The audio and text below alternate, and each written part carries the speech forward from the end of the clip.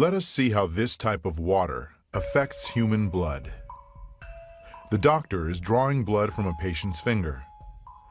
Using a special microscope, we shall be able to see the condition of her body from this drop.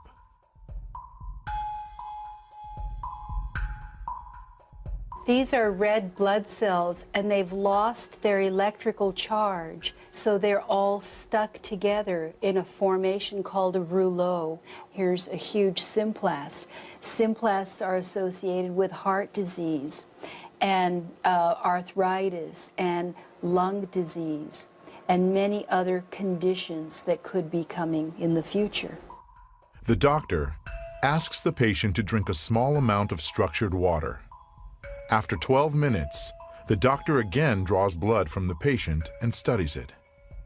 So you can see that the cells then become buoyant, they become slippery, and they have their electrical charge, so they repel each other. That allows them to carry oxygen, and it means that we're changing the pH of the blood back to an aerobic environment rather than an anaerobic environment. I think that's utterly amazing that just drinking water could do that.